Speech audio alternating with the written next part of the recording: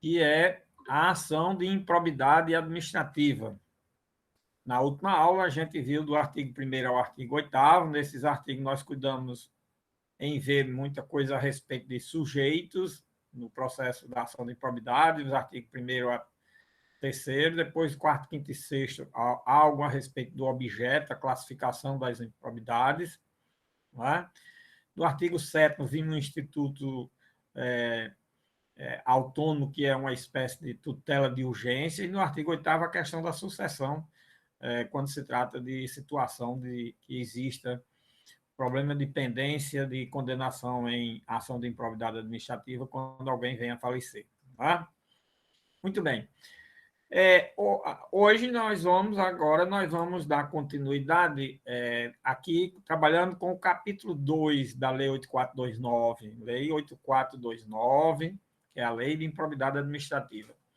Nesse capítulo 2, como eu já havia afirmado, o que é que nós temos aqui? Nós temos os atos de improbidade administrativa, e esse capítulo ele faz uma espécie de classificação desses atos administrativos, né? E classifica os atos administrativos em atos de improbidade administrativa, que importa enriquecimento ilícito. Aí vai ter uma visão do artigo 9º, que cuida dessa parte, em seus incisos, e é denominado de seção 1, não é? Depois a seção 2 desse capítulo, dos atos de improbidade administrativa que causam prejuízo ao erário, e, no terceiro plano, os atos de improbidade administrativa que atentam contra os princípios da administração pública, artigo 11, não é? Seção 3. Muito bem. Além de existir essa classificação, dizendo as categorias de atos de improbidade, nós temos também uma classificação nesse dispositivo no que tange a gravidade do ato de improbidade. O artigo 9º cuida da chamada improbidade em grau elevado ou em grau máximo, certo? O artigo 10 cuida da improbidade em grau médio, né? E o artigo 11 cuida da improbidade em grau leve. Então, do artigo 9º ao artigo 11, elevado grau mais elevado, médio grau e leve grau. Artigo 10, 11, 10 médio e 11 leve, certo? Então, nós temos essa classificação. Agora, nós só vamos saber por que grau máximo, médio e leve quando a gente estudar o artigo 12, né? Isso é levando em consideração a gravidade dos fatos e as suas consequências, né? A gravidade do fato do artigo 9 leva como consequência aquilo que está descrito no inciso 1 do artigo 12. Do artigo 10, aquilo que está descrito como consequência no artigo 12, inciso 2. E no 11, o 3 e assim por diante, certo? Muito bem. Quando a gente for analisar o artigo 12, aí nós vamos ver exatamente essa questão da gradação quanto à gravidade do ato de improbidade administrativa, certo? Bom, aqui no artigo 9º, como nós já falamos, nós temos o ato administrativo, atos de improbidade administrativa, e que importa enriquecimento ilícito. E diz o artigo 9º, constitui ato de improbidade administrativa, importando enriquecimento ilícito, olha, importando enriquecimento ilícito, auferir qualquer tipo de vantagem patrimonial, qualquer tipo de vantagem patrimonial, esse dado é importante, indevida, em razão do exercício de cargo, mandato, função, emprego ou atividade nas entidades mencionadas no artigo 1º desta lei. E, notadamente, aí vem a descrição dos incisos. Chama a atenção aqui da cabeça do artigo 9º, que ele cuida da improbidade por enriquecimento ilícito, identifica e diz que é aquela que importa enriquecimento ilícito,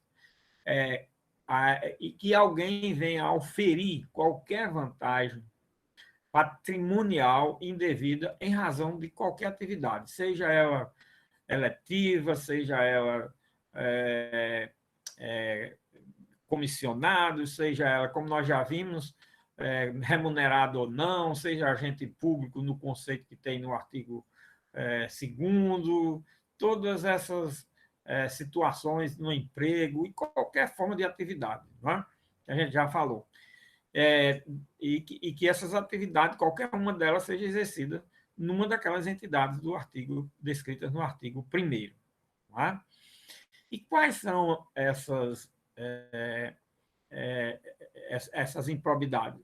É preciso que fique bem caracterizada a questão do cargo que a pessoa exerce, a função, a atividade, etc., e o enriquecimento obtido, e em razão de quê? Isso é o que identifica o elemento, o nexo causal, o elemento causal, o nexo causal, em razão do exercício do cargo. Por quê? Porque se não for alguém que esteja exercendo algum cargo dentro de uma daquelas entidades mencionadas no artigo 1º, pode se tratar de outra qualquer irregularidade, menos de ato de improbidade administrativa. Então, esse é um dado muito importante para poder se identificar a improbidade já a partir dessa circunstância. Qualquer pessoa que pratica um ato ilegal, ilegítimo, é susceptível de improbidade administrativa? Não, só se ele estiver exercendo algum cargo dentro de uma daquelas entidades do artigo 1º e obtém uma vantagem patrimonial indevida, venha enriquecer ilicitamente, obter vantagem ilicitamente. É essa exatamente a finalidade dessa espécie de improbidade. E aqui nós vamos ver aqui nos incisos, eu chamo a atenção aqui, porque esses incisos, primeiro, entre si eles se parecem muito, mas cuidado como é que está o verbo. Olha, no inciso 1 é receber, no inciso 2 é perceber, no inciso 4 é utilizar, e vai aí, receber, vantagem. Agora, quando tem receber, no inciso 7 é adquirir, no inciso 8 é aceitar. Tem muitos de receber e perceber, receber e perceber. São os verbos mais utilizados como núcleo da conduta que vai caracterizar a improbidade, certo? Receber para si ou para outro. Olha, receber para si ou para outro. Dinheiro, bem imóvel, qualquer outra vantagem econômica, direta ou indireta, a título de comissão, percentagem, gratificação ou presente de quem tenha interesse. Olha, de quem é que recebe? Recebe de quem tem interesse, direto ou indireto, para que possa ser atingido ou amparado por ação ou omissão decorrente das atribuições do agente público, certo? Então, alguém está no exercício de cargo público, qualquer que seja a forma, não é? Nessa condição, vem a receber uma vantagem, as mais variadas possíveis aqui, e que essa vantagem represente uma vantagem patrimonial. Não é? E essa vantagem seja obtida em razão, por motivo causado pelo fato de ser um agente público exercendo uma atividade numa dessas entidades do artigo 1º, certo? E o ato seja comissivo, seja omissivo, certo? Dependendo das atribuições desse agente público. Comissivo por ação, omissivo por se omitir na prática de um ato, certo? Então, receber para si ou para outro dinheiro, e receber dinheiro de terceiro, de quem tenha interesse direto ou indireto para ser beneficiado com o ato praticado pela pessoa, tá certo? Então, inciso 1 tem essa pré-configuração, e aí os outros incisos, cada um com sua estrutura, que no inciso 2, ao invés de receber, é perceber vantagem econômica, direta ou indireta, para facilitar a aquisição, permuta ou locação de bem imóvel ou imóvel. Olha, enquanto no outro é receber dinheiro, bem imóvel ou imóvel, qualquer outra vantagem econômica, aqui é facilitar a aquisição ou permuta ou locação de bem imóvel ou imóvel, a contratação de serviços pelas entidades do artigo 1º por preço superior ao valor de mercado, quer dizer, você vai adquirir, permutar ou locar por preço superior de mercado. Então, você está superfaturando aí o valor de uma locação, de um arrendamento, de uma permuta, de uma aquisição, e etc, etc. No inciso 3, perceber também vantagem econômica, direta ou indireta. Aqui é para facilitar a alienação, a venda. Certo? Lá no inciso anterior, era a aquisição, adquirir, aqui é alienar, se desfazer. Alienar, permutar ou locar bem público ou fornecimento de serviço por ente estatal por preço inferior ao do valor do mercado. Aí aqui você, como está alienando, como está se desfazendo do bem, aqui estará caracterizado se existir um preço inferior, se estiver sendo feito o negócio por um preço inferior ao de mercado, certo? E em razão disso você esteja, ou alguém esteja, obtendo uma vantagem. Tá?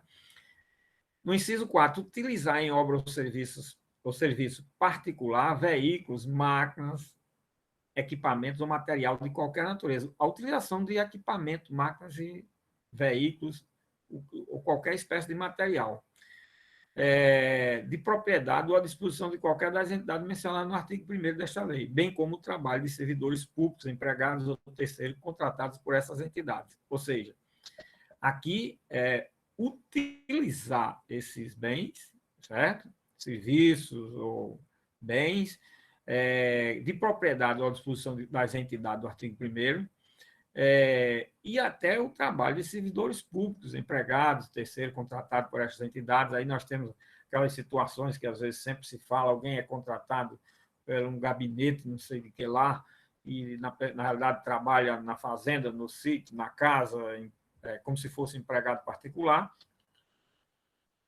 e às vezes está recebendo dinheiro, valores correspondentes a uma remuneração como se fosse servidor do órgão da repartição.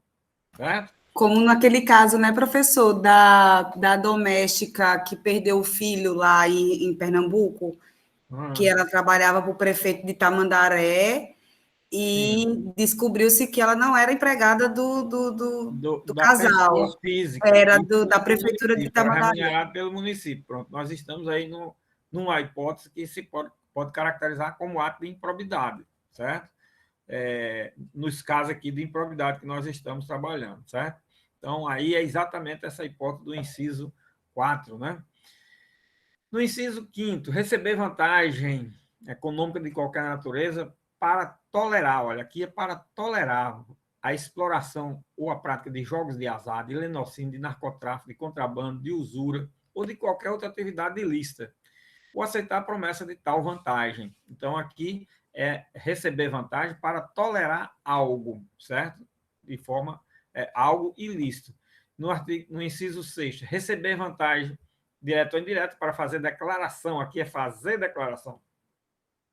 Por isso que eu chamei a atenção que os incisos se parecem à redação, mas é preciso ter cuidado nos verbos, certo? E nas finalidades, tá certo? Do núcleo dos verbos e nas finalidades. Isso é o que identifica a diferença de um inciso para outro. Chamar a atenção desse aspecto que é muito interessante. Fazer declaração no inciso 6º, né? O outro é tolerar. No inciso 7º, adquirir para si ou para outro, no exercício do mandato, bens de qualquer natureza, cujo valor seja desproporcional à evolução do patrimônio ou à renda do agente público. Bom, esse inciso 7º, ele tem uma característica bem interessante, ele será completado com a leitura do artigo 13, que nós vamos fazer mais adiante, certo? Porque esse inciso 7º, ele é aquela hipótese de enriquecimento ilícito apenas e tão somente pela desproporcionalidade, ou pela desproporção entre o que você ganha, que você é remunerado, e o patrimônio que você adquire na época em que você está exercendo essa atividade, certo? Então, aí é chamado a riqueza aparente, é chamado de desproporção entre o patrimônio e a remuneração, os ganhos, etc. Esse inciso nós vamos ainda voltar a fazer a vinculação dele ao artigo 13, porque o artigo 13 trata de um tema muito interessante, que é a questão da declaração que você tem que prestar quando assume um cargo, um emprego, função, o que for, porque nessa hora você tem que ter esse referencial a fim de que possa ser isso aferido posteriormente. E nós vamos ver da grande importância que o legislador dá a essa declaração. Por quê? Porque nós temos aí o inciso 7º do artigo 9º, que empresta, logicamente, essa relevância. E no inciso 8º, aceitar emprego, comissão ou exercer atividade de consultoria e assessoramento para pessoa física ou jurídica que tem interesse suscetível de ser atingido ou amparado por ação ou omissão decorrente de atribuições. Olha, aceitar emprego, comissões, exercer atividade de consultorias ou assessoramento. Cuidado que aqui você está exercendo uma função no poder público. Agora, todas essas vantagens que você está obtendo é de terceiros. Esse detalhe é importante. Todos os incisos se referem à vantagem de terceiro. Você está exercendo a função no poder público. Você não está tirando nada do poder público, certo? Apenas você está... É como se dissesse assim, você está usando o poder público, que é aquela história, não é? Em razão do cargo, você está usando o poder público como pano de fundo para justificar as vantagens que você está tendo. Agora, você não está tirando nada do patrimônio. Esse artigo 9º tem isso. A identificação maior nesse artigo 9º é quando você obtém a vantagem, mas não está causando nenhuma lesão patrimonial ao poder público. Certo? Não, eu não dei prejuízo ao erário absolutamente nada, mas você obtém vantagem. Você faz um contrato, a construtora lhe paga um percentual, olha, não está recebendo do poder público. Certo? E assim por diante, certo? E se viesse caracterizar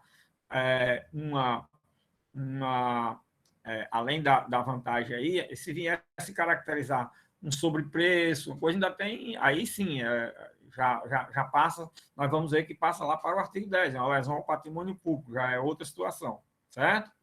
Muito bem.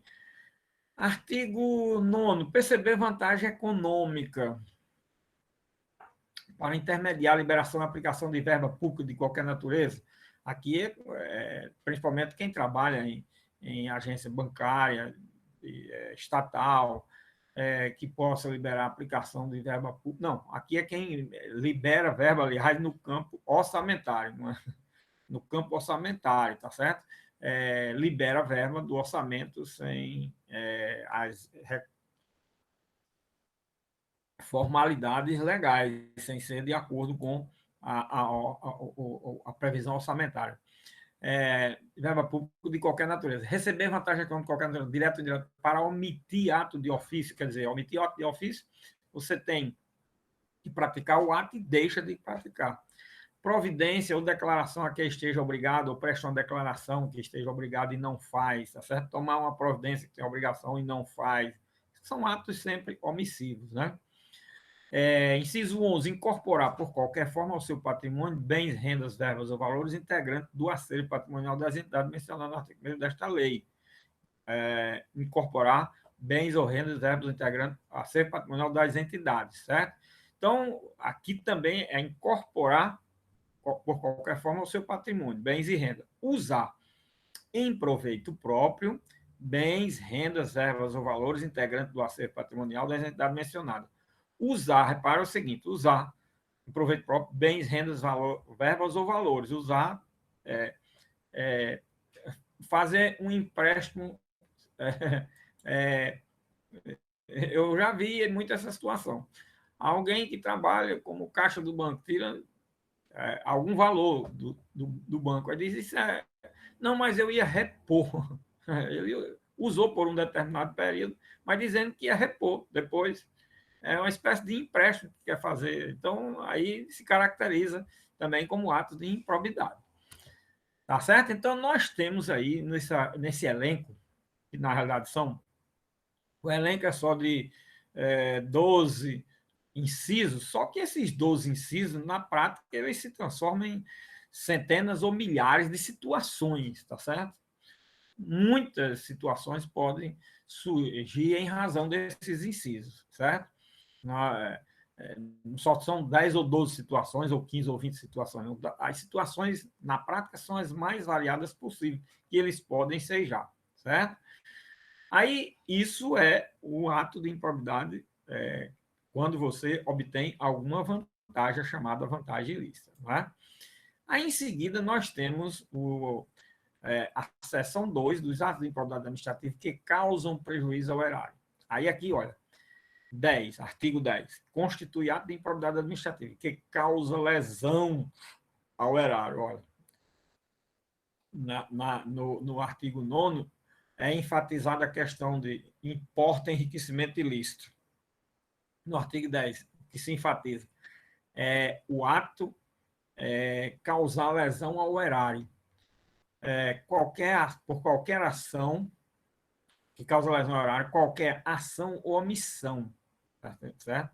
Por ato comissivo, por ato omissivo, dolosa ou culposa. Aquilo que eu já falei, que o artigo 10, ele pode se caracterizar em improbidade, tanto pela a culpabilidade através do dolo ou da culpa, diferente do artigo 9, que é só o dolo, e do artigo 11, que é só o dolo também, certo? Quem seja perda patrimonial, olha, enseja perda patrimonial, desvio, apropriação, malbaratamento ou dilapidação dos bens ou haveres das entidades. Aí aqui está mexendo o quê? No patrimônio das entidades previsto no artigo 1º, certo? Aqui é diferente. Aqui você está atuando de forma a que cause um prejuízo, uma lesão, afete o patrimônio da entidade de direito público. Lá você está exercendo a função, mas recebe a vantagem de outra. Em razão do cargo, você obtém vantagem ilícita. Aqui não, você, em razão do cargo, também, mas você causa prejuízo, dilapida e se apropria ou desvia bens ou haveres das entidades, tá certo? Aí é lesão ao patrimônio público. As entidades mencionadas no artigo 1º são entidades de direito público, certo? E como é que se dá ou como é que se dão essas situações? Primeiro é facilitando, aí vem a história, olha, do verbo, facilitar no inciso 1, permitir no inciso 2, doar no inciso 3 e vai assim por diante. Facilitar ou concorrer por qualquer forma para a incorporação ao patrimônio particular de pessoa física ou jurídica, de bens, rendas, verbos, valores, do acervo patrimonial das entidades mencionadas no artigo 1º. Aí eu chamo a atenção aqui o seguinte, eu disse primeiro que os incisos entre um e outro dentro de cada artigo, eles são muito parecidos. Então, você tem que levar em consideração o verbo e a finalidade da prática do ato. Né? Segundo aqui, os incisos do artigo 10 com o artigo 11, ou do artigo 10 com o artigo 9, às vezes até com o artigo 11, eles são muito parecidos entre os incisos dos artigos também. Qual é a grande diferença? A grande diferença é que no artigo 9 sempre está voltado para você obter a vantagem. No artigo 10 sempre está voltado, as descrições são as mesmas, mas você vai se apoderar ou apoderar alguém do patrimônio público, certo? E no artigo 9 você vai se apoderar de algo que não é do patrimônio público, é de terceiro, certo? Obtém vantagem de terceiro. Muito bem.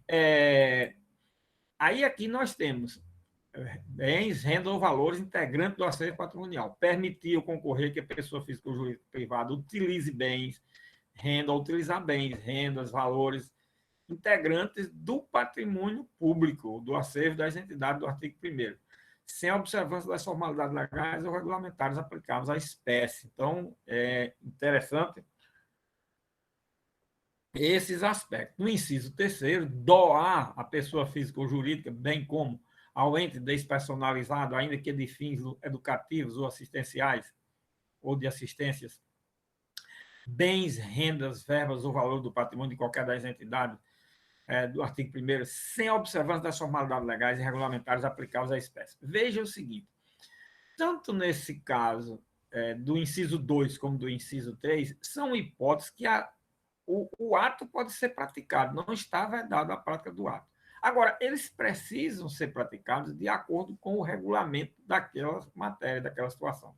Eu vou citar aqui o exemplo do artigo do inciso 3º, para vocês verem que é uma coisa muito frequente. Vocês sabem que, às vezes, as entidades de direito público, a universidade tem um bocado de carteira quebrada num canto, amontoado lá, aí ela precisa, às vezes, de fazer doação. Vou fazer doação de 500 cadeiras, 1.000 birôs, sei lá, mesa, para uma entidade educacional, mesmo educacional, pobre, de assistência social. Pode fazer isso? Pode. Agora, não é assim, chegar e dizer, venha fulano, passe lá, eu tenho 500 cadeiras lá no depósito, e pode passar lá, leva um caminhão e leva. Não, não é assim, certo? Tem que haver um processo, um procedimento. É aquela história dos atos administrativos, daí você vira em direito administrativo, ele está serem formais. Tudo na administração tem uma formalidade, tem um processo, tem um procedimento. Tudo na administração precisa ter um processo e um procedimento. Então, isso no campo da administração pública, né? Então, aí é uma questão de quebra de formalidade, tá certo? Você pode praticar o ato, mas não pode praticar o ato assim, sem que obedeça às formalidades.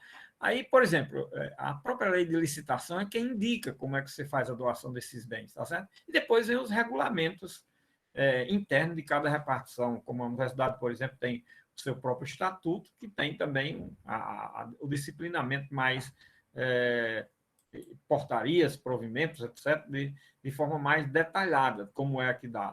De forma geral, você tem na lei de licitação como é que se faz essas doações, certo?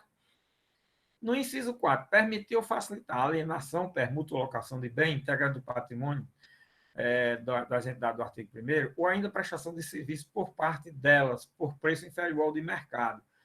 Aqui é o seguinte, é você utilizar entidades civis, né, de assistência, certo? Para prestar serviços, ou alienar bens, ou permutar, ou locar, certo? Por preço inferior ao de mercado. É preciso ter cuidado. Olha, facilitar a alienação. A história de você estar sempre, quando é alienando, é por preço inferior. Agora, se for superior no inciso 5º, é que você está adquirindo por preço superior. Também não pode, permitir ou facilitar, a mesma coisa. Aquisição, permuta, locação, mas aí de preço superior. Aí vem para a questão do sobrepreço, né? No inciso 6º, realizar operação financeira sem observância das normas legais e regulamentares. Operações financeiras aí, bancárias, né? Dos bancos públicos.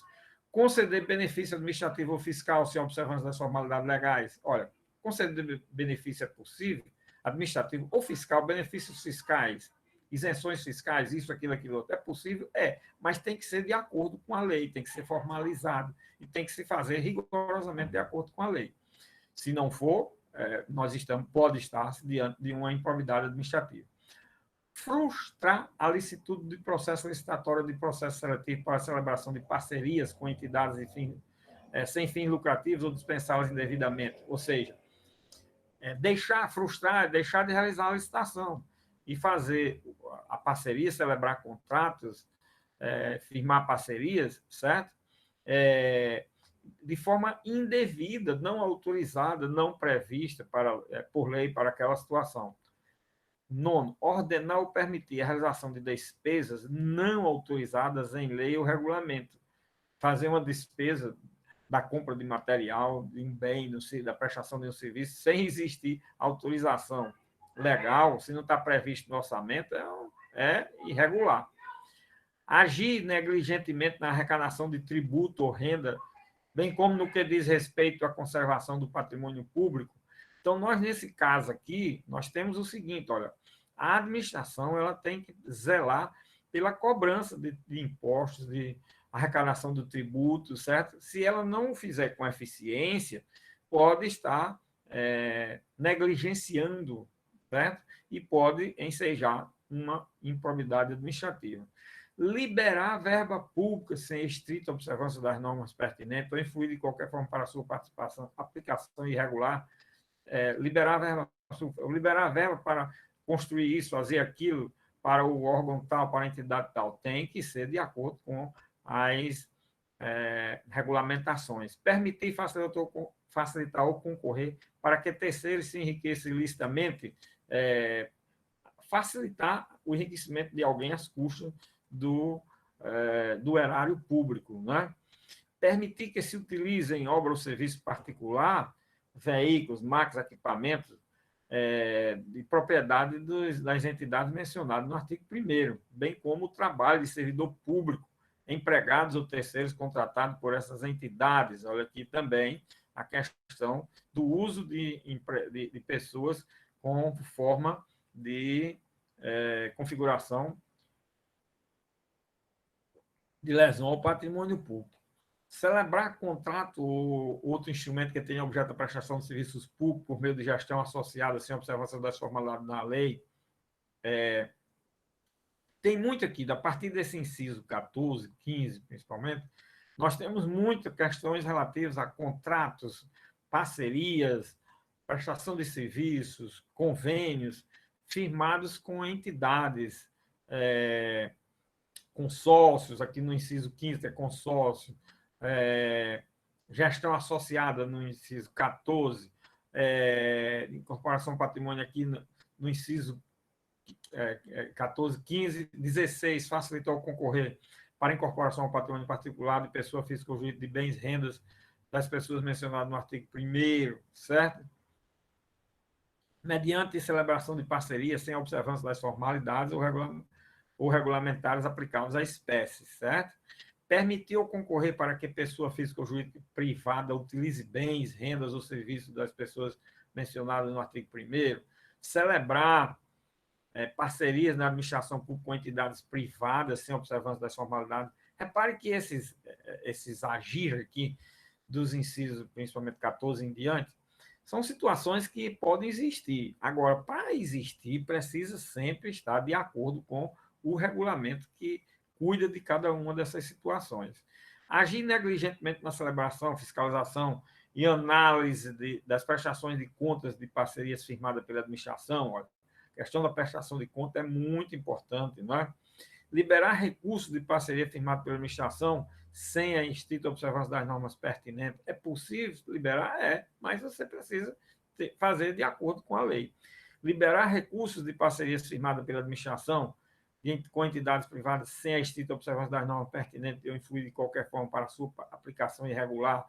Então, olha, uma coisa que é muito acentuada nessa questão relativa à prática de atos de improbidade é muita questão formal. As formalidades.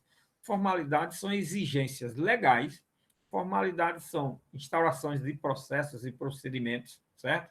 E requisitos e pressupostos para se praticar determinado ato. Esses atos, o ato administrativo só pode ser realizado por força de lei. Vocês viram isso em direito administrativo? A administração não pode agir sem autorização legal. Ela só pode fazer algo se tiver autorizado em lei. Por mais que o administrador queira fazer alguma coisa, se não tem previsão legal para aquilo, não adianta, não pode fazer. E se fizer, já sabe. Pode estar incidindo numa irregularidade, no mínimo numa improbidade administrativa. Segundo,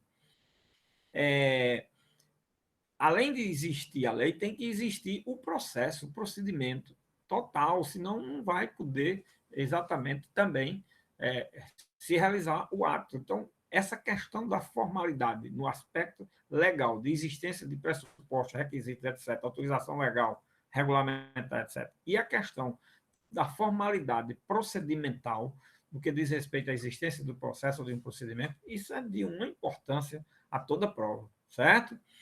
Então, aí nós temos o artigo 10, tá certo? Com as hipóteses de atos de improbidade que importam um prejuízo ao erário, tá certo? Bom, o artigo, depois desse inciso 21, nós temos aqui o artigo 10A. Esse artigo 10A que compõem a seção 2A. Eles são considerados, esses atos do artigo 10A, atos de improbidade administrativa decorrentes de concessão ou aplicação indevida de benefícios financeiros ou tributários. Esse artigo ele foi inserido aqui na lei, pela Lei Complementar 157 de 2016, certo? E o que ele diz, esse artigo 10A? Ele diz que constitui ato de improbidade administrativa qualquer ação ou omissão para conceder, aplicar ou manter benefício financeiro ou tributário contrário ao que dispõe o caput e o parágrafo 1º do artigo 8º da Lei Complementar 116 de 2003. Então, ele prevê uma improbidade cujo ato é suscetível de ocorrer lá no artigo 8º-A, na cabeça do artigo, no parágrafo 1º da Lei Complementar 116. Agora, se esse ato que está lá nessa lei for praticado de forma a que se reste contrariado, nós estamos diante de uma improbidade administrativa, que, na realidade, o que se trata esse ato? Esse ato trata de aplicar indevidamente benefício financeiro ou tributário, tá certo? E tem todo um procedimento para isso, certo? Olha aí.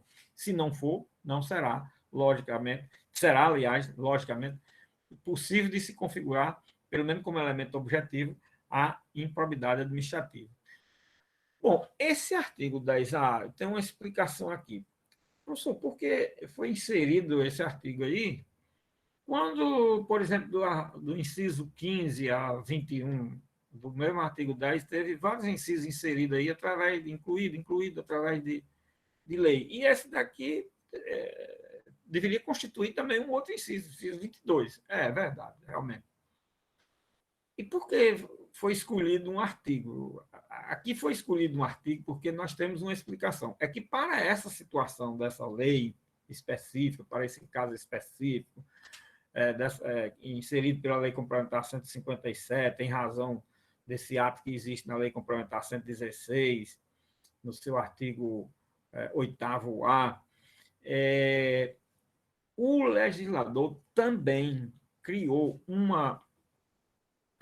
efeito da decisão e quanto à improbidade, uma sanção diferente das sanções do artigo 10 e seus incisos. Nós vamos ver isso quando a gente estudar o artigo 12, aí nós vamos estudar e ver o inciso 4 do artigo 12. O inciso 4 do artigo 12, ele trabalha exatamente com com as sanções aplicáveis a esse caso do artigo 10A. Esse dado é importante, interessante. O caso do artigo 10A, ele sofre as sanções do artigo 12, inciso 4. Aí nós vamos voltar depois também a ver essa circunstância, certo? Para em seguida vir aqui a seção 3. Aí aqui nós temos os atos de improbidade administrativa que atentam contra os princípios da administração pública. Tá? Aqui são os chamados atos de improbidade, considerados reputados como leves. Né? E esse ato de improbidade, reparem um detalhe interessante. Nas improbidades do artigo 9º, ela se configura como improbidade do artigo 9º se a pessoa apenas obtém vantagem, né? Não causa prejuízo ao erário. No artigo 10, a pessoa pode causar lesão ao erário. Aqui a finalidade é causar lesão ao erário. Quando você causa lesão ao erário, você pode ter obtido vantagem também e pode não ter obtido, certo? Então, as hipóteses do artigo 10, ela pode ser causar prejuízo ao erário e ainda, além desse prejuízo causado ao erário, você pode ter obtido vantagem, seja do próprio poder público, seja do particular, certo? E aí você diz, bom, nesse caso, professor, nós temos aí o quê? A aplicação dos artigos 9 e 10 de forma acumulada? Não. Aí, nessa hipótese, se houve vantagem, realmente pode você dizer que a violação foi do artigo 9 ou do artigo 10, porém as sanções vão ser aquelas do artigo 9º. que é a sanção mais grave. Não há acumulação das sanções pelo mesmo ato, certo? Pelo mesmo ato, não há acumulação das sanções. Só há a possibilidade de se aplicar a sanção mais grave, que é do artigo 9º, certo? A jurisprudência sempre caminha nesse sentido. Agora, quando chega no artigo 11, nós vamos trabalhar com a situação que o comum, normal, é que as hipóteses do artigo 11 não causam nem prejuízo ao erário, tá certo? Nem ocorra enriquecimento ilícito. Esses atos de improbidade do artigo 11, eles estarão tecnicamente configurados quando ocorre essa hipótese. E nós vamos ver quais são elas e essas hipóteses, e não venha a causar nem prejuízo ao erário, nem constituir ato de improbidade por enriquecimento ilícito. Não é? Muito bem. E quais são esses atos de improbidade que levam a tentar contra os princípios da administração pública, atos de improbidade que atentam contra os princípios da administração pública, seção 3. E diz o artigo 11, constitui ato de improbidade administrativa que atenta contra os princípios da administração pública, qualquer ação ou omissão, ou ato comissivo, ato omissivo, que viole os deveres de honestidade, imparcialidade, legalidade e lealdade às instituições. E aí, notadamente, aconteça o quê? Bem, no inciso 1, venha a ocorrer a prática de ato visando fim proibido em lei ou regulamento diverso daquele previsto na regra de competência.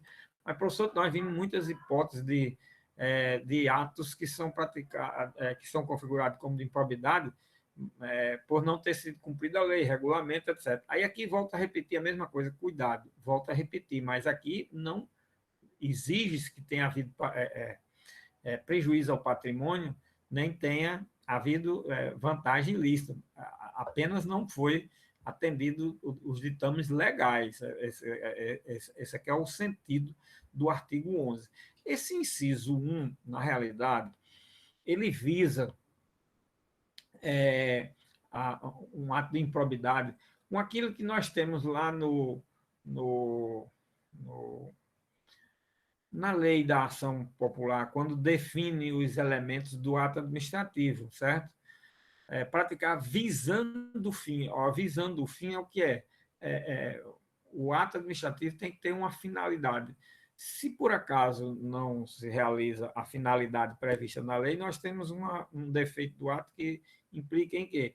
Em desvio de finalidade. Então, exatamente isso vem se caracterizar um ato de improbidade na forma do artigo 11, inciso 1.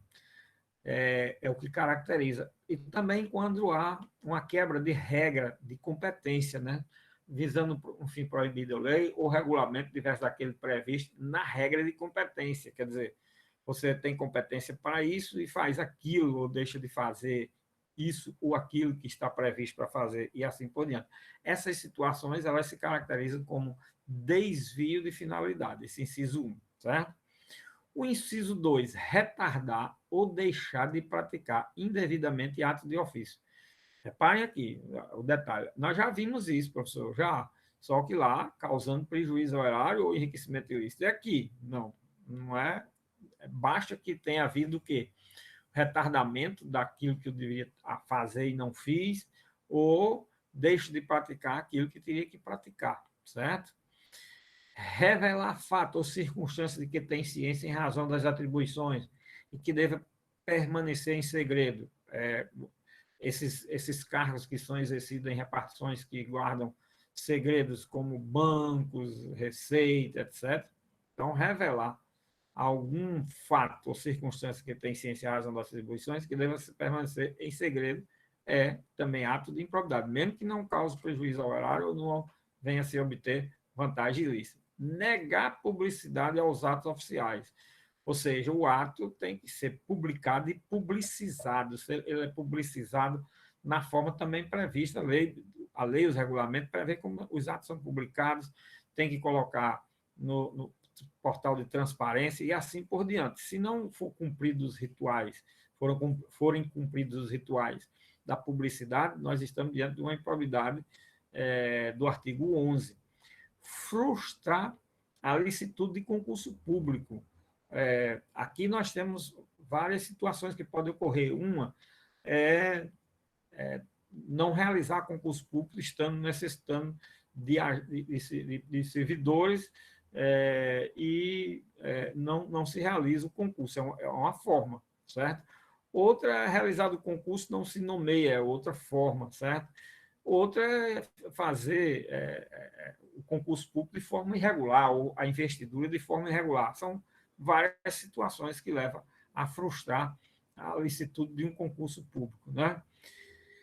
Deixar de prestar conta quando esteja obrigado a fazê-lo, aqui no inciso 6º. Então, você fez um convênio com a União, por exemplo, o município, tudo que ele recebe do Estado e da União, ele tem que prestar contas, ele tem que fazer esse orçamento, fazer prestação de contas, seja do orçamento normal, seja de convênios e tudo que é realizado, tem que fazer a prestação de contas daquilo que é obtido.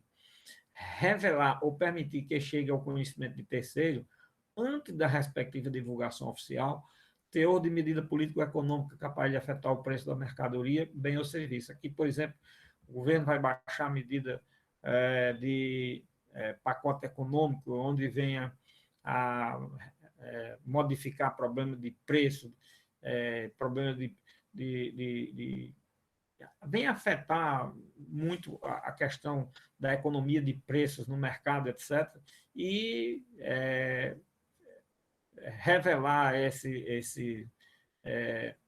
a alguém para beneficiar antes da medida, da divulgação da medida, vier a revelar alguém exatamente, em conhecimento de terceiro, essa medida. Isso também, né, nesses pacotes econômicos, é danado para isso acontecer, e se alegar que houve quebra de sigilo, isso, aquilo outro.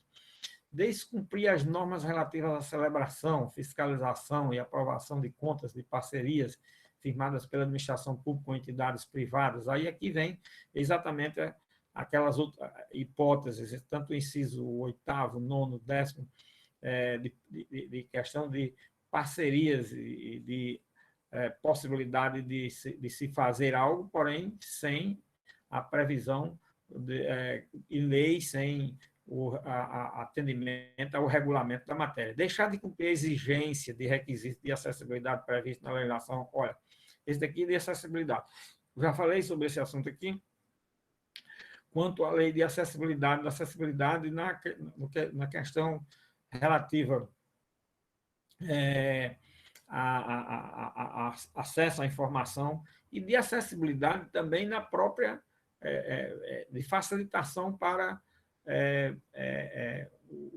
o acesso de pessoas com algumas limitações, isso, aquilo, tudo isso se inclui aí no requisito de acessibilidade previsto na legislação, certo?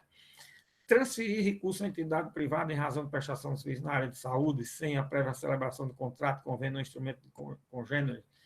Isso aqui é muito comum, porque existem muitas associações, entidades assistenciais de milhares e milhões pelo Brasil afora, de prestação de serviço de saúde, há repasses de verba, há, às vezes, prestação de serviços, e não pode existir essa prestação de serviço sem contrato, sem convênio, certo? Não é chegar, prestei o serviço, me paga aí tanto, não é assim. Então, isso é possível se fazer. Agora, tem que fazer tudo de acordo com o que está na própria lei, certo? Na área de saúde há muito essa situação, viu? Muito bem, minha gente. Eis aí um elenco das situações, porque eu falei rapidamente aqui só para deixar vocês a entender. Esses artigos 9, 10 e 11, logicamente, cada inciso desse merece um estudo, uma análise, que não é possível se fazer numa graduação. A graduação só dá para dar algumas informações, alguns dados. para chamar a atenção para que você depois possa aprofundar os estudos sobre o assunto. Né? E aí nós temos o quê? Esse artigo 9 a 11, nós temos o objeto da ação de improbidade administrativa quanto à pretensão. Objeto quanto à pretensão. Certo? Para, em seguida, vir o capítulo 3. Esse capítulo 3 cuida de quê? Das penas, tá certo? Capítulo 3 cuida das penas. As penas que estão previstas aqui, aonde? No artigo 12. Artigo 12. Esse artigo é muito rico e muito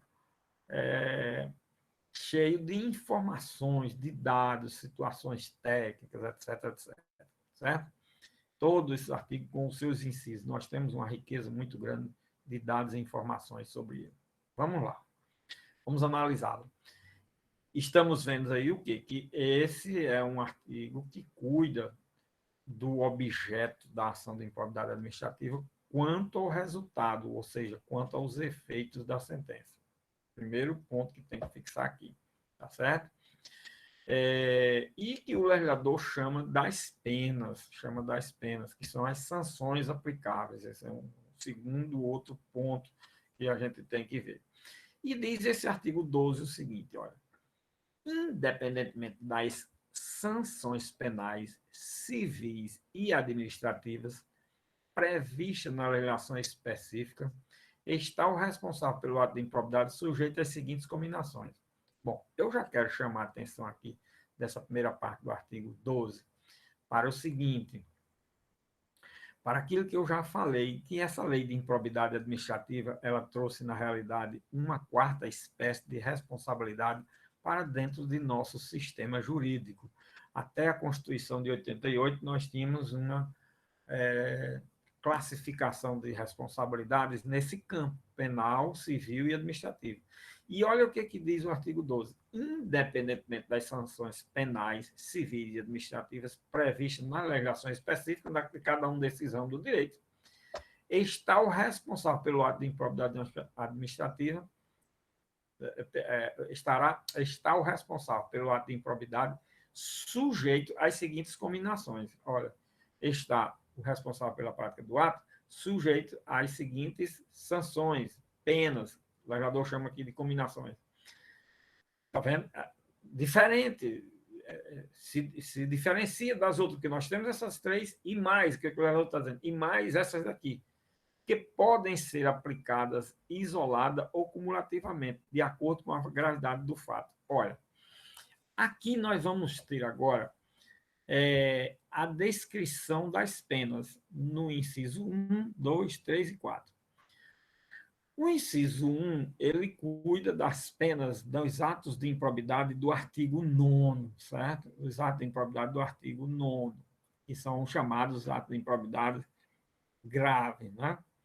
Pois bem, nós vamos ver aqui nesse artigo, nesse inciso 1, que nós temos pelo menos umas 8 sanções. Olha, imagina aí, no mínimo umas 8 sanções nesse inciso 1. E cada inciso, 1, 2, 3, eles têm aí 6. O que tem menos é o inciso 4, que é o que cuida do artigo 10A, nós vamos ver. Mas esse inciso 1, 2, 3, eles têm entre 6 a 8 sanções. Aqui no inciso 1, logo, nós temos pelo menos umas 8 sanções. Vamos ver aqui.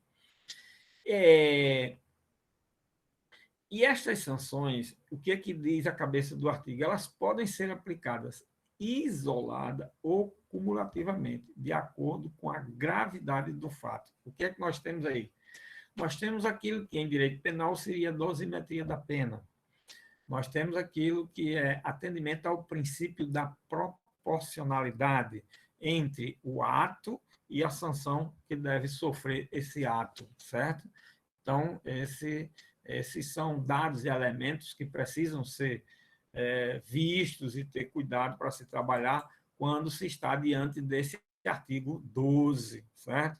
Da Lei de Improbidade Administrativa. E aí diz, na hipótese do artigo 9º, o que é que diz que pode ser aplicado como sanções? Primeiro, a perda dos bens ou valores acrescidos licitamente ao patrimônio. Olha, o primeiro é o ressarcimento, aliás, é a perda dos bens de quem adquiriu ilicitamente os bens que foram adquiridos ilicitamente, eles serão o que eu chamo de, aqui o legislador chama de perda, eu chamo de restituição desses valores ao patrimônio público, certo? Há uma espécie de restituição, que é a perda dos bens adquiridos ilicitamente. Essa é a primeira. Então, nós temos aí uma sanção. Tá? Segundo, nós temos o ressarcimento integral do dano quando houver. Repare que eu já falei que é possível que o artigo 9º exista o enriquecimento ilícito sem prejuízo ao patrimônio público. Agora, se houver, aí nós temos o quê? A reparação ou ressarcimento integral do dano, certo? E em seguida aí é a segunda sanção, né? Vamos chamar assim de sanção, depois eu vou explicar a classificação dessas penas todinhas. Em seguida vem a perda da função pública. Olha, perda da função pública é a terceira sanção. Repare que nós temos aqui aquilo que eu já expliquei, levando em consideração a redação do artigo 37, parágrafo 4º da Constituição, combinado com o artigo 7º desta lei, e mais esse inciso 1 do artigo 12, que é o quê? A questão da nomenclatura, a questão da linguagem utilizada e a definição de institutos jurídicos diferentes. O parágrafo 4º do artigo 37 da Constituição fala em indisponibilidade de bens como sendo a perda dos bens, certo?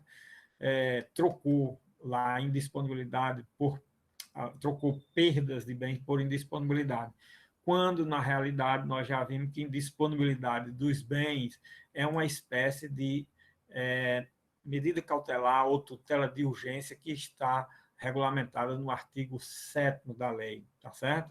Dessa própria lei. Muito bem. Neste caso aí, nós temos aqui, de forma correta, perda dos bens e perda do cargo, tá vendo? Não veio com a história de indisponibilidade, como está no parágrafo 4º, ok? Explicação aí para melhor fixar aquele ponto de vista que nós já falamos. Então, nós temos aí já o quê? Perda dos bens, ressarcimento integral do dano, perda da função pública. 3 sanções. Aí, em seguida, vem suspensão dos direitos políticos, de 8 a 10 anos. Aí é a quarta sanção. Essas 4 sanções são aquelas sanções que estão na Constituição Federal, no artigo 37, parágrafo 4º, certo? Mudando só a denominação, que lá está como indisponibilidade de bem, quando deve ser perda dos bens. E eu denomino sempre restituição dos bens, né? Que a pessoa está só restituindo aquilo que enriqueceu de forma ilícita. Então, nós temos a restituição aí. Nós temos as 4 sanções. Essas 4 sanções são aquelas que vêm desde a Constituição. Né? Aí, agora, essa última sanção é a sanção da suspensão dos direitos políticos. Só que aqui diz suspensão dos direitos políticos pelo prazo de 8 a 10 anos, tá certo? Nessa hipótese do artigo 9º. Aí vem em seguida pagamento de multa civil. Pagamento de multa. Aí, professor, de quanto é essa multa? Pagamento de multa civil. De quanto é essa multa? Essa multa é de até 3 vezes o valor do acréscimo patrimonial. Então, quanto é? Vai de R$1, um centavo, a 3 vezes o valor do acréscimo patrimonial. Isso é a multa, como uma das hipóteses de uma sanção que foi acrescida pelo legislador. Essa sanção não está lá na Constituição, mas é acrescida pelo legislador. Então, nós temos aí a quinta espécie de sanção, não é isso? Aí depois nós temos o quê? Proibição de contratar com o poder público. Proibição de contratar com o poder público. 6ª sanção. Depois nós temos receber benefícios ou incentivos fiscais. 7ª sanção. Receber benefícios ou incentivos fiscais. 7ª sanção. Receber benefícios ou incentivos creditícios. São coisas distintas. Fiscais no campo do direito tributário, no campo do direito fiscal, certo? Creditício no campo de empréstimo, de contratos com bancos, etc. São coisas diferentes, certo? Então, nós temos aí o quê? 8 espécies de sanção. Nós temos o que aí? 4 sanções que o Constituinte disse que deveria existir na lei e 4 sanções que o legislador trouxe. Aí você diz, mas, professor, nós temos sanções constitucionais e sanções legais. Essas legais não são inconstitucionais, não? Não. Essas sanções podiam ser todas só legais, mas aquilo que eu falei, o Constituinte apenas deixou dito o seguinte, olha, como é uma coisa nova essa lei de improbidade administrativa, eu já desde logo fixo aqui 4 espécies de sanção que nela deve existir. Pronto. Aí vocês na lei botem mais outras, se quiser, as que sejam mais compatíveis. E colocou mais 4 aí sanções, 8 sanções, tá certo? Bom, essas sanções, essas últimas, que ficar proibido de contratar com o poder público, de receber benefícios incentivos fiscais, de receber benefícios incentivos creditícios, direto ou indiretamente, ainda que por intermédio de pessoa jurídica da qual seja sócio majoritário, pelo prazo de 10 anos. Então, aqui nós temos valores e prazo. O prazo da suspensão dos direitos políticos de 8 a 10 anos. É o máximo que tem, olha. Por isso que é considerado a improbidade administrativa em grau máximo, certo? O prazo de restrição dos direitos por 10 anos. O valor da multa é de 3 vezes o acréscimo patrimonial. Então, nós temos aí esses referenciais, como também atendimento ao princípio da proporcionalidade que é dado aí ao juiz para aplicar essa proporcionalidade dependendo da circunstância do caso, né? Vocês vejam que aqui no artigo 12, lá na cabeça do artigo, diz que pode ser aplicado isolado ou cumulativamente essas sanções. Vamos trabalhar aqui esse inciso 1 primeiro, depois tudo que eu disser com relação a ele vai valer para os 2, o 3 e o 4.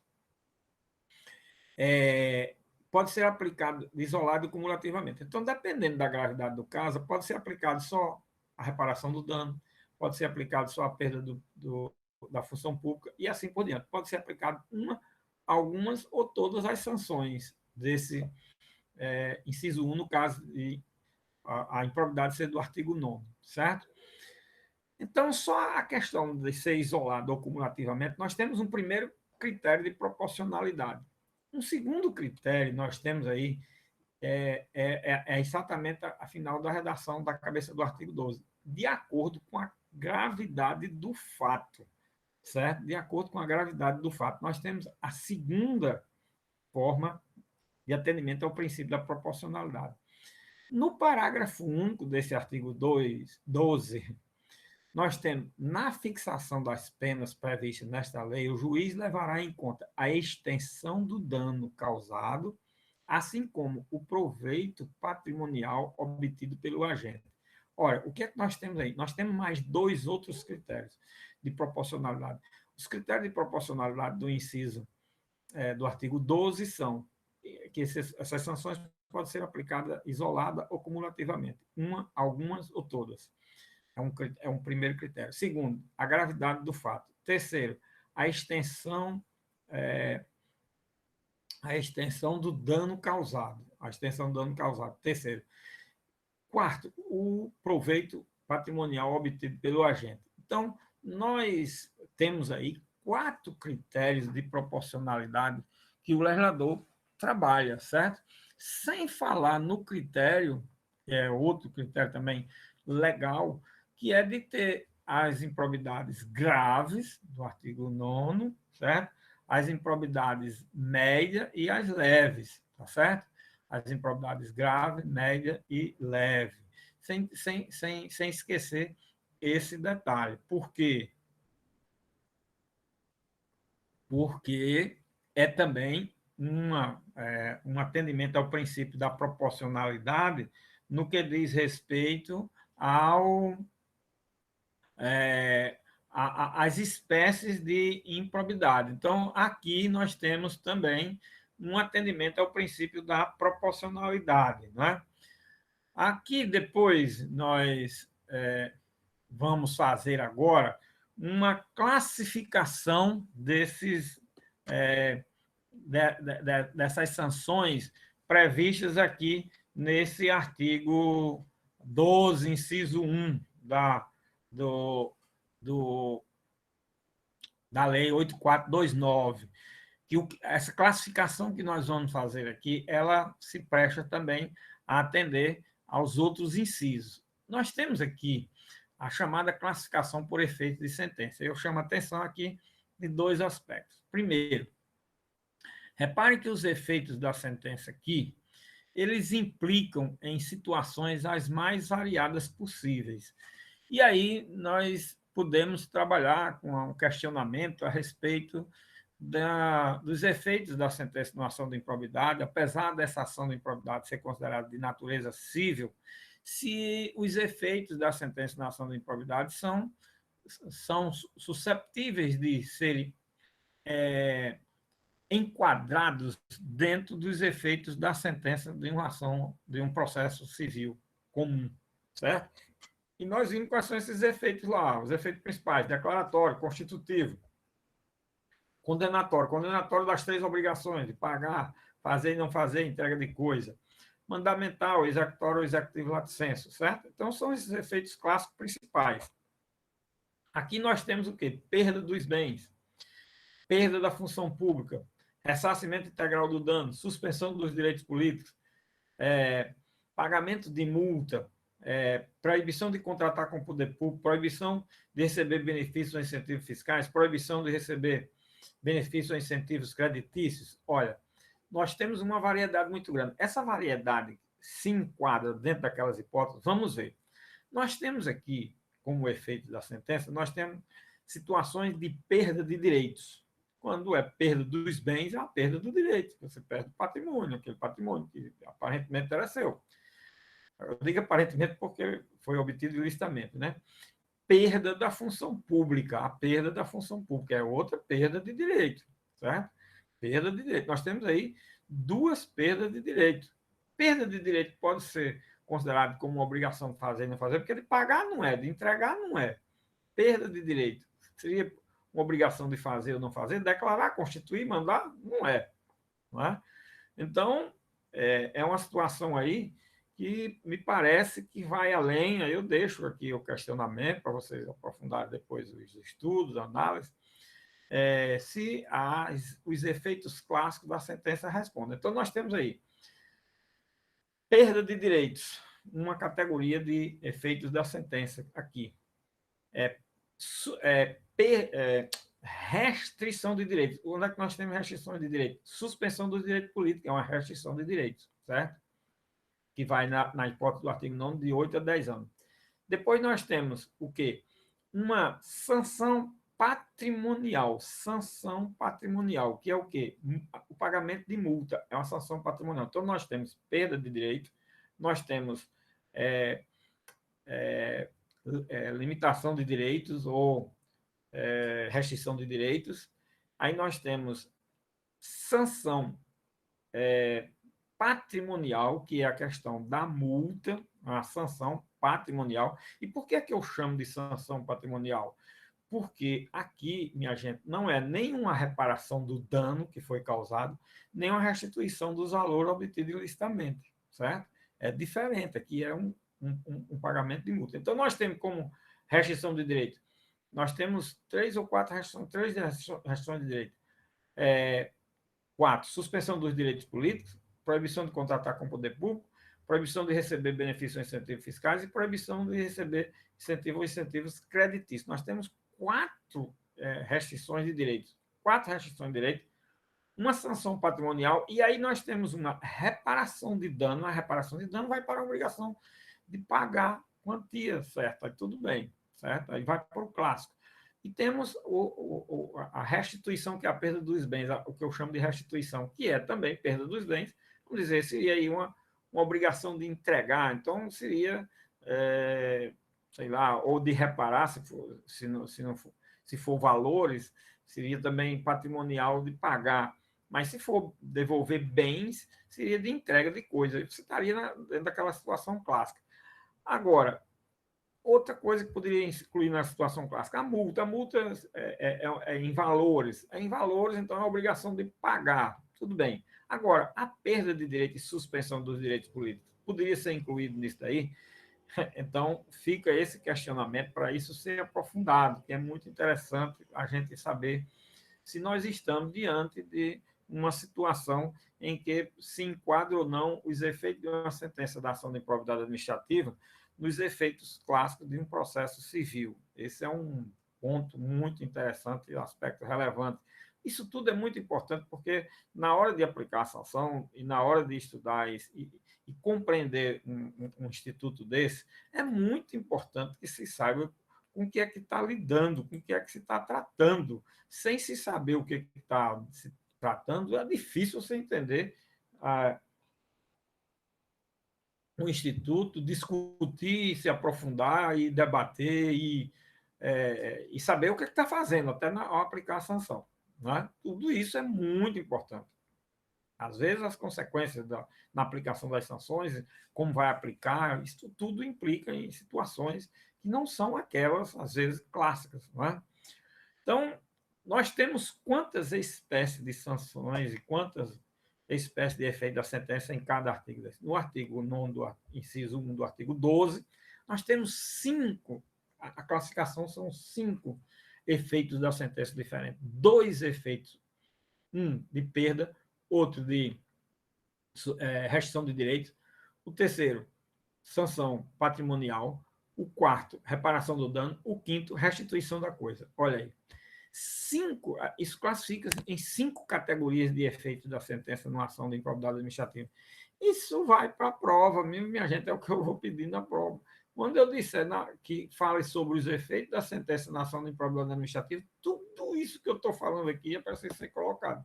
Eu só vou dizer que fala sobre os efeitos da sentença na ação de improbidade administrativa. E tudo isso que eu estou falando precisa ser explicado. Olha aí onde é que está a questão de se trabalhar uma boa prova. É exatamente isso. Eu estou dizendo o que é que eu estou dizendo, o que é para fazer. Só falta eu pegar na mão e escrever. Né? Tá certo? Mas eu estou dizendo como é, você só vai colocar lá. Objeto contra a pretensão. E você vai para os artigos 4º, 5º, 6º, 9, 10, 11. Olha aí, tá vendo? 6 artigos logo aí da lei, em uma lei que só tem 20 artigos. Aí vai logo para 6 artigos. Certo?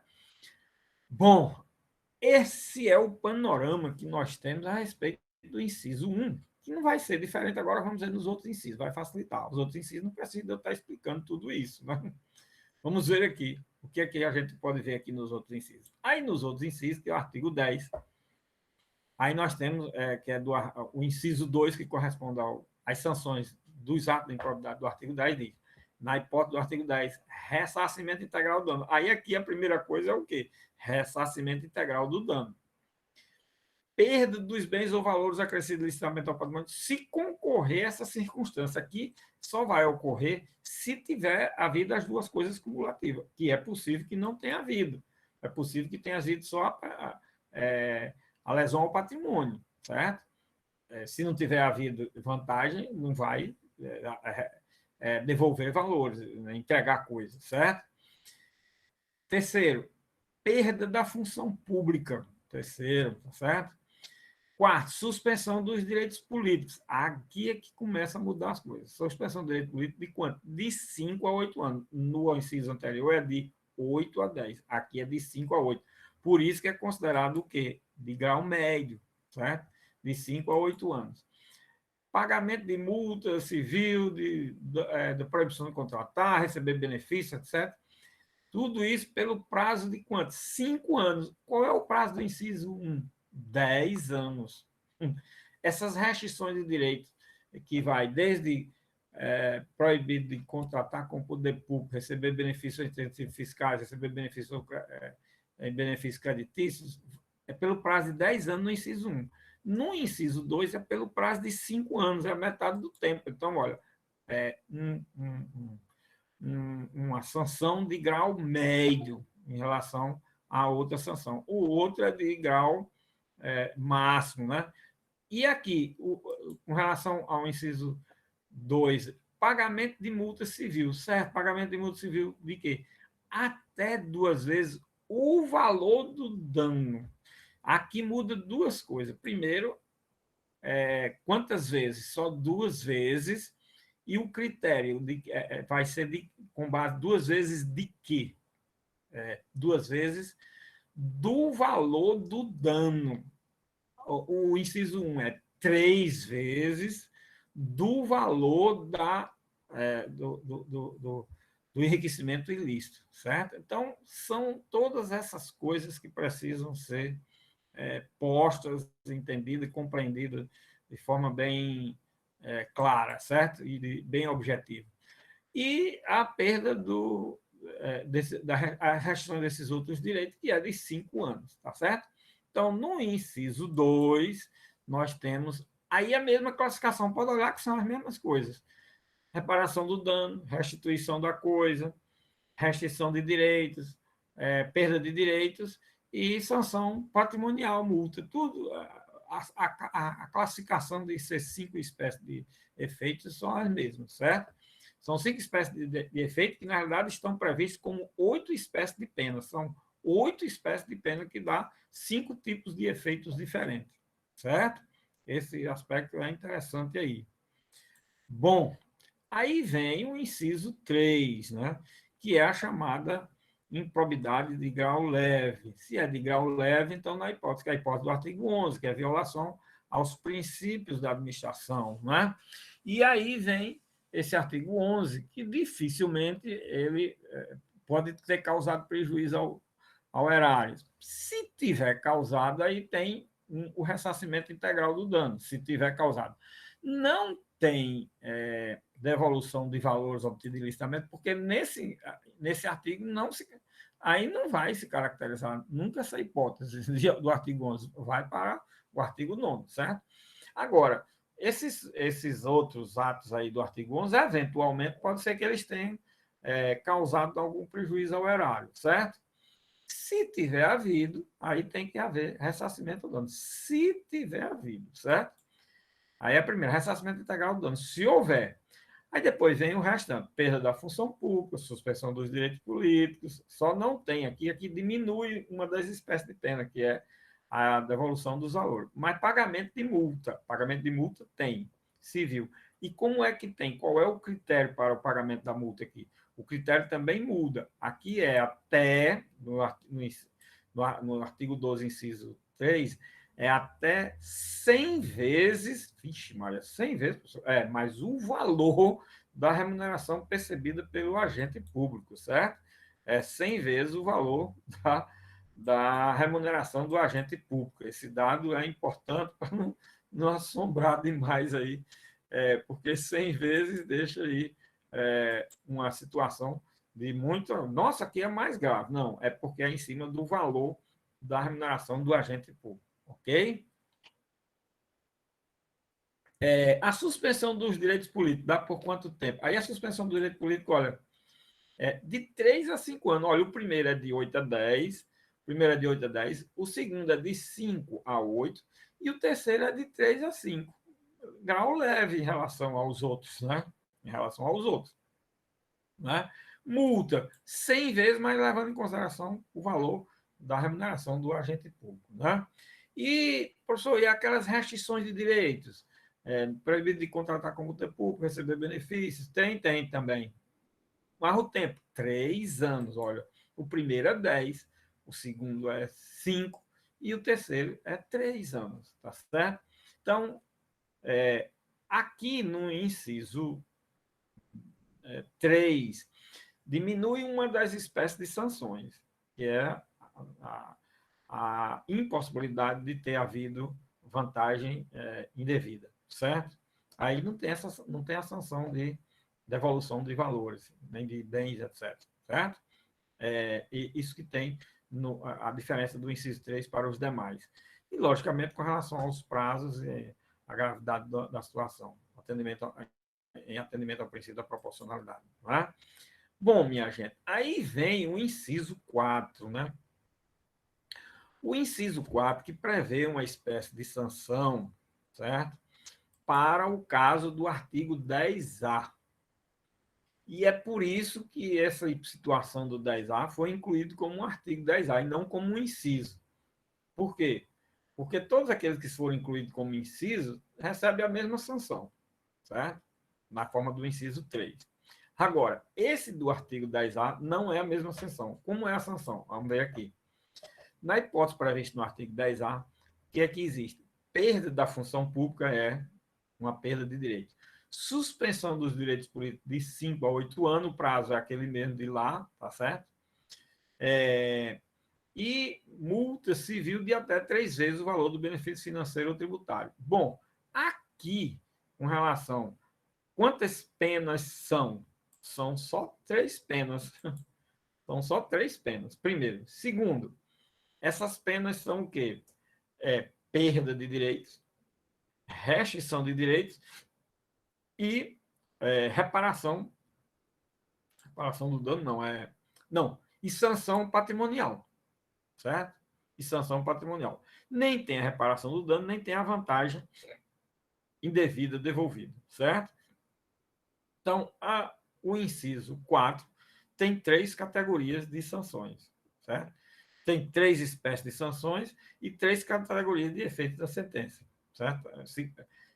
Fecha o número um só. 3 espécies de sanções e 3 espécies de efeitos da sentença, ok? Então, aí, o parágrafo já foi visto, aí nós fechamos o raciocínio a respeito dos efeitos da sentença na ação de improbidade administrativa ou da aplicação da pena na ação de improbidade administrativa. E, fechando esse raciocínio, nós temos aí agora que trabalhar, que informar, aliás, o seguinte aspecto. Olha, para se caracterizar um ato de improbidade, é preciso que exista os chamados elementos objetivos. Onde é que são esses elementos? Onde é que eu vou buscar esses elementos objetivos? Na descrição das situações do artigo 9º, 10 e 11 e 10A. Certo? Eu tenho que configurar a hipótese numa daquelas situações. Se eu não conseguir configurar, não vou configurar o ato como de improbidade. Certo? Isso é o que se chama preenchimento dos requisitos dos elementos objetivos, para poder configurar uma hipótese de ação de improbidade. Né? Segundo, preenchido aqueles requisitos, de acordo com o que eu falei de todo o artigo 9, 10 e 11, né? Que são os elementos objetivos, nós temos que trabalhar a questão do elemento subjetivo. Elemento subjetivo, que é o quê? O dolo ou a culpa, no artigo 10, o dolo no artigo 9 e o dolo no artigo 11. Ok? Aí, para se configurar a hipótese de improbidade, é preciso que nós tenhamos presente os elementos objetivos e subjetivos, certo? Não é chegar e dizer, fulano praticou um ato irregular, isso, aquilo. Esse é onde está o abuso. E isso é um ato de improbidade. Olha, vamos dizer assim, pode levar a um ato de improbidade. Então, nós temos os atos que se reputam como de improbus, e a palavra, minha gente, é improbus. Preste atenção, pelo amor de Deus, para não dizer. Não é improbus, não, viu? Porque tem muitos advogados fazendo sustentação oral. Quando eu estava no tribunal, acontecia muito isso. O ato é improbo. Oh, mas chega doendo no ouvido. Não, o ato é improbo, certo? O ato é improbo, certo? Pois bem, para você caracterizar o ato como ímprobo, é preciso que ele preencha todos esses requisitos. Se um ato for meramente irregular, às vezes pode ter sido praticado o ato e configurar o elemento objetivo, mas ele não passa de uma irregularidade, não é caso de levar a se ajuizar uma ação de improbidade administrativa por meras irregularidades. Segundo, mesmo que o ato se consubstancie como os elementos objetivos de um dos artigos de 9 a 11, é preciso que a pessoa, o agente, tenha agido de forma dolosa, minha gente. Certo? Dolosa. Sem o elemento subjetivo, não é possível se caracterizar o ato de improbidade.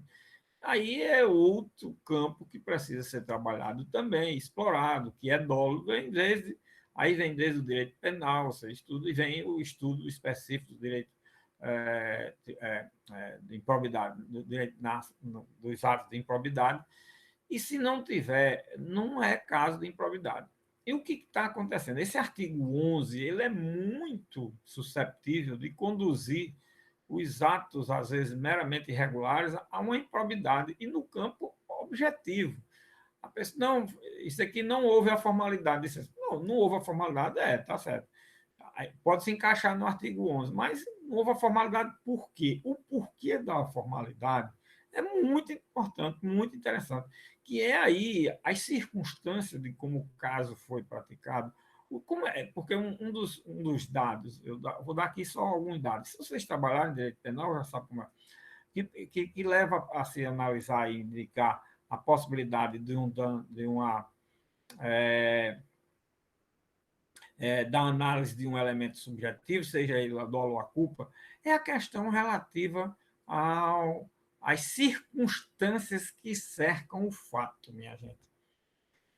Uma forma, professor, como é que eu sei que a pessoa agiu de forma dolosa ou culposa? Você tem que analisar o caso à luz das circunstâncias que cercam esse caso, tá certo? Se foi ele realmente que participou, para ele tem um problema até do indício de autoria. Se foi ele, se teve realmente participação direta ou indireta, mas ele tenha, pelo menos esteja sabendo que o ato foi realizado, porque quantas vezes também não há atos de improbidade aí que a pessoa responde, é condenada em improbidade, não sabe nem que o ato foi, não sabia nem que o ato tinha sido praticado. Porque, às vezes, pelo secretário, pela comissão disso, daquilo, o prefeito ou o administrador principal não está nem sabendo disso. Esse é um detalhe muito importante, muito interessante, certo? Olha, e os atos administrativos, eu falei que eles exigem um grau de formalidade muito grande. O que é que leva a isso? Leva a que os agentes públicos sejam o mais preparados possíveis. Minha gente, isso é bom, é o ideal. Agora, quando você trabalha com a União Federal, você trabalha às vezes com o Estado, até aí um Estado maior, a estrutura maior, o pessoal é mais qualificado, preparado. Quando você trabalha com os municípios, minha Nossa Senhora, e quando você trabalha com a entidade de direito privado, uma associação, o clube da mãe de não sei de quem lá, a fundação não sei que lá, minha Nossa Senhora, há um grau muito grande de informalidade de pessoas, a maioria do pessoal trabalha nessas entidades assistenciais, elas são voluntários, não recebem nada. Aí você acha que ele vai fazer de acordo com o ministro da Economia do país, de acordo com a comissão de licitação do Ministério do Planejamento? Não dá para pensar da mesma forma. Mas, olha, isso na prática exige da mesma forma. E quem faz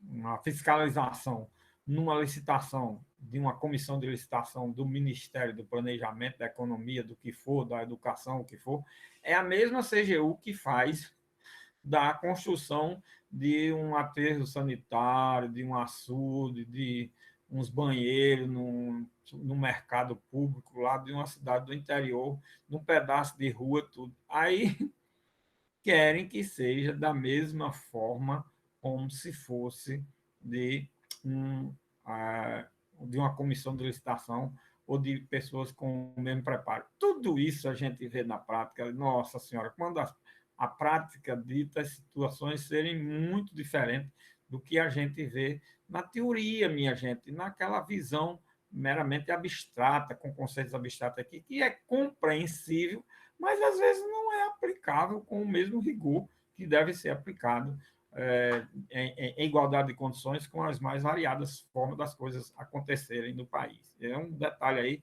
que acontece demais, entendeu? Por isso que agora está havendo uma mudança dessa lei, e uma das coisas que estão mudando é exatamente tirar o artigo 11. Olha aí. Por quê? Porque está havendo um abuso exagerado. Muito bem. Aí aqui nós temos agora, minha gente, o capítulo 4, que ele cuida só da declaração de bens. E diz o seguinte: após o exercício do agente público, ficam condicionados à apresentação de declaração dos bens e valores que compõem o seu patrimônio privado a fim de ser arquivado no serviço pessoal competente. Quem vai assumir todo e qualquer cargo tem que prestar uma declaração para assumir aquele cargo, certo? Agora, quando você... Mas, professor, eu não posso entregar a declaração de imposto de renda quando está tomando posse? Não, você tem que fazer uma declaração completa naquele momento. No exercício do cargo, você tem que prestar anualmente essa declaração. Aí é essa que o legislador autorizou ser a declaração do imposto de renda. Quando você sai, você tem que fazer uma declaração também própria, certo? Quando deixa o cargo. Tudo isso está aqui. Artigo 13, nós temos aí a previsão da declaração.